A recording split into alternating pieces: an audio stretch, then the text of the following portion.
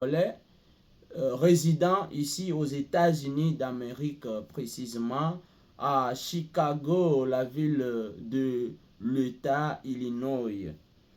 Naza ndeko na bino Benjamin, o naza résident permanent na kati ya États-Unis d'Amérique, précisément na Chicago. Toza liboso na bino na kati en direct ya magazine na biso Congo is now BMTV. Ezali chaîne ya actualité oyo tosalaka ba analyse sur actualité, sur culture générale en République démocratique du Congo. C'est pourquoi avant que tobanda émission tozo invité bino bo s'abonner massivement na kati ya chaîne na biso YouTube pour que toyeba na ko garder ba algorithme, ko protéger ba algorithme ya émission na biso pour na YouTube ayeba na ko garder ba vidéo na biso plus longtemps possible. Donc si vous êtes en direct, abonnez-vous, vous êtes en direct, faites des commentaires, aimez nos vidéos, likez, partagez nos vidéos. Bocha ba vidéo na biso na kati ya ba réseaux sociaux na bino, ba yebaza na Facebook, boza na nini WhatsApp, oza na TikTok, oza na Instagram, oza na Telegram, oza donc partout na ba réseaux sociaux oyo boza ko utiliser, boyeba na ko tia ba émission na biso, ba vidéo na biso, bocha ona ba nini na ba statut na bino ekosala malamu pour que chaîne na biso ekende bongo liboso. Bandeko na biso tozwami lelo mpona kokabola mai matali sport ya République démocratique du Congo. Aujourd'hui, la date du 31 mars 2026, c'est une date très historique, une date qui a marqué nos esprits, une date qui nous a montré de quoi nous sommes capables, une date qui nous a donné du courage, une date qui nous a renforcé, une date qui nous a enseigné, qui nous a donné quelque chose, qui nous a dit quelque chose dans lequel, dans la vie, n'ayez jamais honte, soit ne vous découragez jamais sur quelque chose que vous êtes en train de faire, qui vous a pris beaucoup de temps, qui vous a pris 2 ans, 5 ans, 3 ans. Tu reprends toujours les mêmes choses, mais tu ne trouves pas toujours de solutions. Alors, au travers de cette date historique du 31 mars 2026, cette date-là a marqué nos esprits. Il a fallu attendre pendant 52 ans d'attente. La République démocratique du Congo est officiellement qualifiée pour la Coupe du Monde. Alors, cette victoire est une victoire qui dépasse le football congolais. Une victoire d'un peuple debout. Une victoire décisive, un match décisif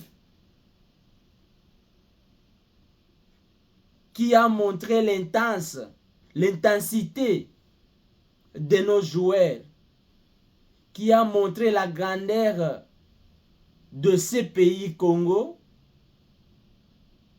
qui est plus de 60 fois que la Belgique, plus de 80 fois que la France. Ces Congolais méritaient, la qualification à chaque rencontre des nations dans le monde. Les Congo devraient y être là. Au travers match le 31 mars, oebetamaki na kati ya stade Akron, précisément na ville ya Guadalajara na Mexique. Ezali conseil moko oyo biso wa Congolais tozui ya ke na vie ko se décourager te. Ata eloko wana moko kaka obandeli yango 3, 4, 5 fois ko se laisser faire te. Il faut toujours persévérer. Il faut toujours avoir la persévérance, avoir toujours la détermination. Tu vas toujours gagner la chose à laquelle tu es en train de suivre. Yango nde mateya oyo ete biso na match oyo touti ko gagner. Alors, une finale de barrage sous haute tension face à la Jamaïque. Le match a été très serré, engagé, électrique. Puis vient le moment décisif. Quel moment? Ce moment décisif, c'est le moment d'un joueur appelé Brian Sipenga, qui a fait son entrée de jeu à 80 quelques minutes. À 80 quelques minutes de la fin du match, un Brian Sipenga qui est entré et qui a changé le jeu. Il a fallu nanu que Congo totika espace aérien africaine, donc totika espace africaine, totika estoleka espace européen, donc toleki Afrique, toleki Europe, jusqu'à ce que tu aies atteindre espace ya continent américain, précisément nakati ya pays Mexique, ville Guadalajara, nakati ya stade ya Akron. Parce que victoire na biso oyo tolina tozala ya qualifié à partir tobetaki match ya RDC contre Sénégal na moment toyambi Sénégal na martyr.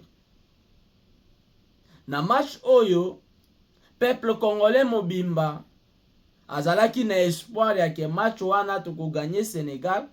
Pokotala match aller o tobetaki sur place na Sénégal kuna tosalaki 1-1. Alors espoir ezalaki ke na retour ya match wana, match retour oyo bango ba Sénégalais bakoya kobeta awa na Congo, donc toza na 1000 chances, toza na 1000 possibilités ya ko gagner na match wana. Mais bandeko na ngai tozalaki surpris ya kotala ke na match wana Sénégal tozo mené ye 2-0, to mené Sénégal 2-0. Sénégal a eu olongola tous les débits et en plus a eu aussi la remontada. Au travers erreur ya joueur Nabiso Tobengi Maswaku, Sénégal a eu aussi la remontada.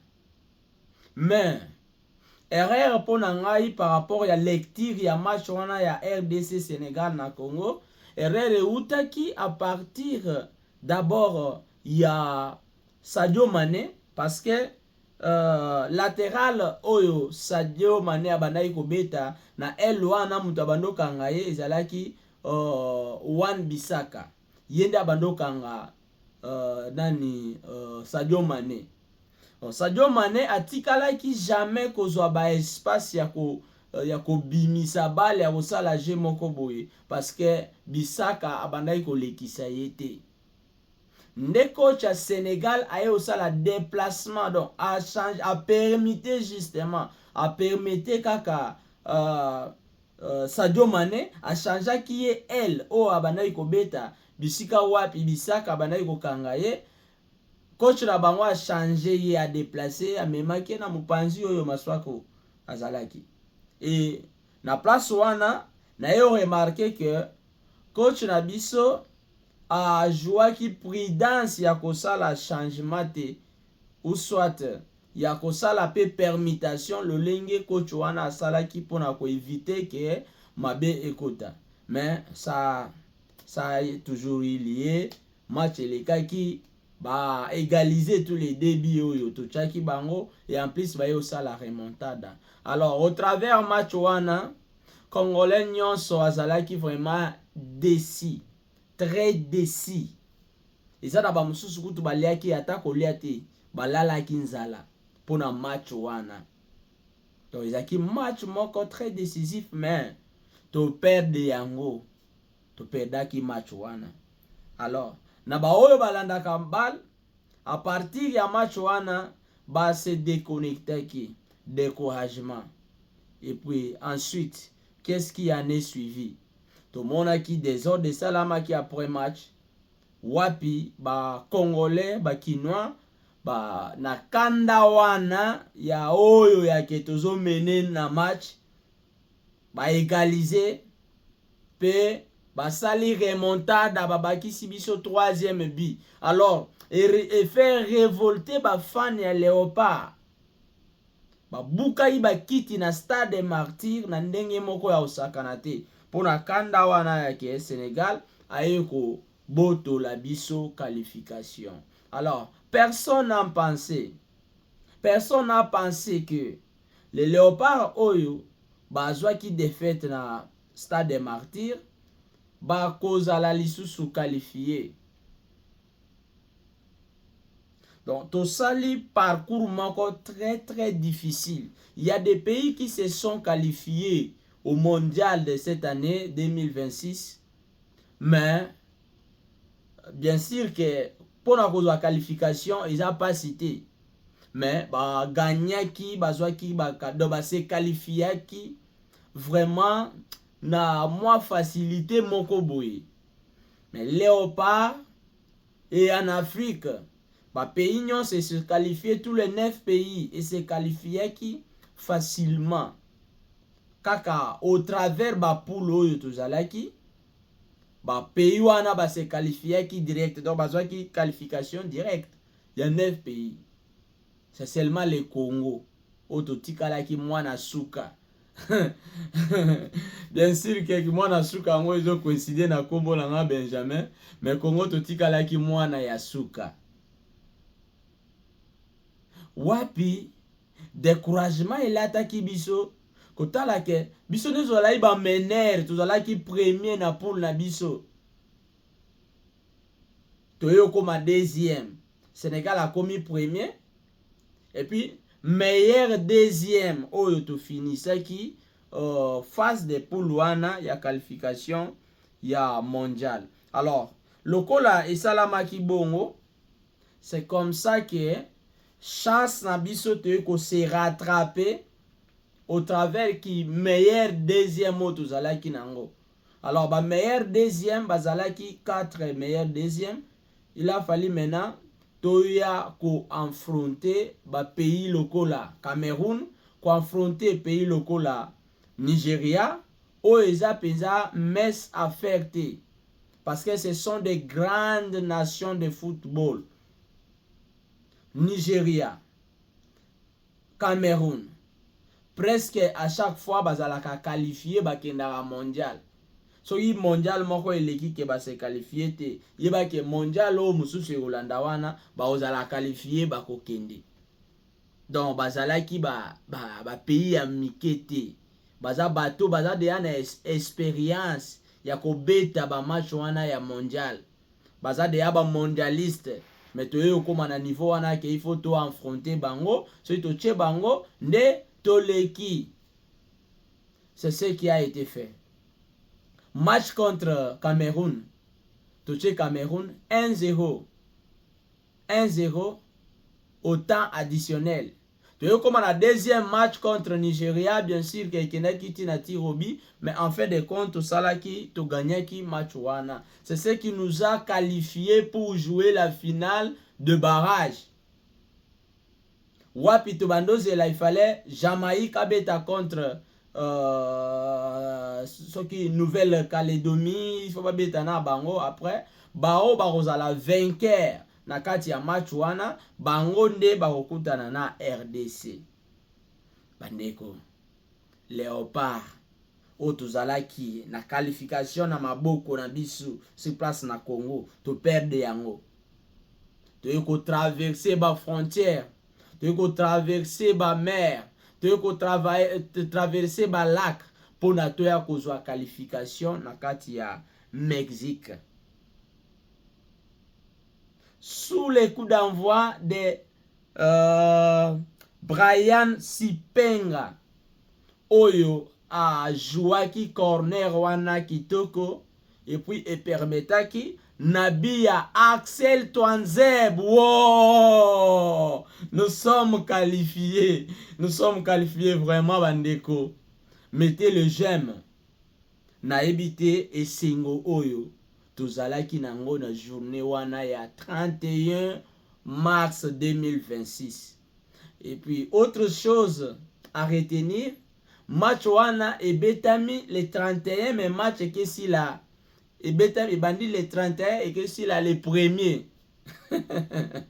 Na biso bato en Amérique ezalaki ka le même jour, mais en Afrique ozui Europe kuna donc match ebetami 2 jours. Et bandi le 31 et que si là le 1er avril. Et c'est comme ça que d'autres gens ont eu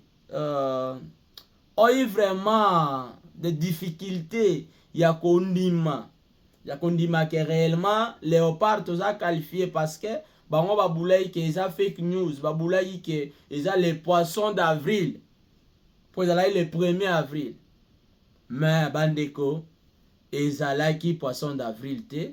Nous avions réellement gagné ce match et nous avions réellement qualifié notre équipe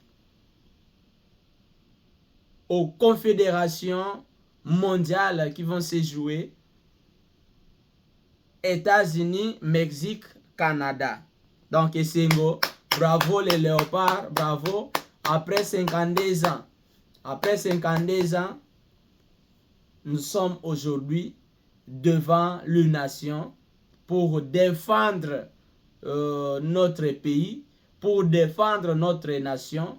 Merci Naba Léopard, merci na coach Sébastien Desabre Tatu Seba, merci Naba joueur nyonso na ba effort oyo bo montrer na biso ba effort bo montrer na kati ya monde entier que Congo eza énormément na ba potentiel, eza énormément na ba talent ya football.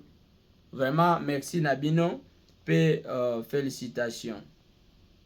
Alors on a rappelé quelque chose.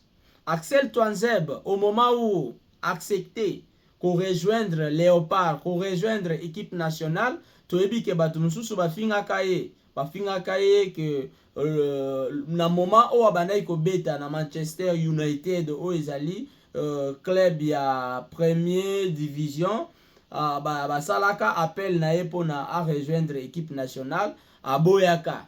Alors lelo oyo amoni ki aza isusu na azobeta isu na club ya première division te akiti nde na moment ayeko ndima appel ya ko rejoindre ba Léopard. Mais aujourd'hui mutu wana oyo to kritikaki, mutu wana oyo bo kritikaki, mutu wana oyo kritikaki, lelo apesi qualification na Léopard.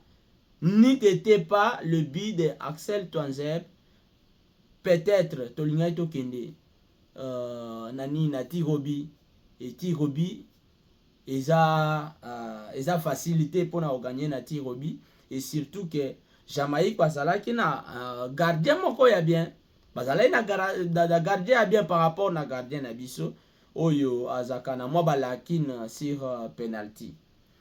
Alors bandeko esengo eza ya mingi ya ko partager na bino makanisi. Pona kokende na lombango na lingaki to sala MP moi différence wana ya Léopard ya 1974 na Léopard oyo ya lelo o tozanango tozanango. Alors yango eza troisième partie ya émission na biso. Alors le Congo participait en première Coupe du Monde, mais l'histoire fut difficile.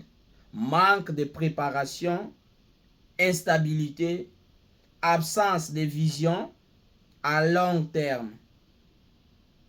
aujourd'hui, une nouvelle génération s'élève avec une ambition claire, ne plus répéter de mêmes erreurs du passé. Donc, Léopard Oyo est qualifié qui Congo pour la première fois pour na beta combo na biso ekota na palmarès mondial. Ezalaki na 1974. Toyebi muto ana aja 74 ya 1974 lelo aza na 52 ans d'âge et oyo aza na 52 ans d'âge soki abotaki tout jeune akozala lelo na mwana ya 30 ans na âge ya 30 ans et puis na oyo aza na mwana ya 30 ans soki mwana na ye pe aboti pe avant lelo oyo aza deya na koko to aza deya na bakoko. Donc 52 ans eza petite chose te. Donc plus qu'un demi-siècle oyo Léopard tobandaki kaka kokoka te pona to gagner tozala lisusu qualifié. Alors qu'est-ce qui s'est passé en 1974? Ce qui s'est passé en 1974, ce manque de leadership, manque d'enchaînement de la vision. Léopard en 1974 ba qualifié RDC, mais bazanga qui préparation ya bien, bazala qui impréparé. Côté ya ba financement na bango ezalaki malamu te. Ba joueur azobeta bal na bopesi prime na été. Abeti bal. Bazalaki na ba encouragement te. En préparation nde mutu ezalaki au centre ya équipe na biso ya époque wana. Et puis yango nde mutu ezalaki pe à la base ya échec ya ke babeta tous les 3 matchs au babeta ki na phase de poule batikalaki ko gagner ata match moko te. Et chose grave, match à liboso na Norvège a biso 9-0.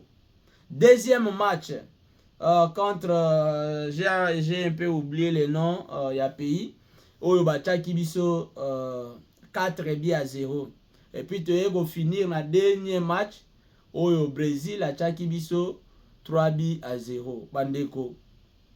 Et ça par rapport à la préparation, ils allaient qui malamu te. C'est pourquoi aujourd'hui ceux qui Léopard a gagné, Léopard a mis biso na mondial, il faut te remercier le président de la République, le président de la République, chef de l'État, son excellence monsieur Félix Antoine Tshisekedi Tshilombo pour la vision oyo ya munene azalaki nango na o etali ngembo na o etali bal. So il faut se souvenir lorsque Léopard perdaki match à Sénégal, président a encouragé ki bango. Et na moment oyo pe tozalaki qualifié ya kobeta plutôt finale de barrage, président de la République atikaki bango te. Autaki na voyage moko azalaki na Asie wapi autaki, mais na retour na ye le président a ebisaki na ba population ya kokende ko accueillir ba Léopard depuis aéroport jusqu'au stade des Martyrs. Toyebi ke bato ebele bakritikaki président de la République que ba Léopard oyo ozo sepela na bango ba gagner te ba qualifier pays te na mondial. Ba uti o perdre match na biso ya espoir awa si place na capitale na Martyr. Et lelo oyo justement parce que ba se qualifier pour na obeta finale ya barrage yo ozo organiser ozo dépenser bambongo ebele pour na oyamba bango na stade de Martyr, mais nyonso ezalaki bien préparé. Ezalaki bien préparé, je m'excuse. Akei wana, akei chaléré.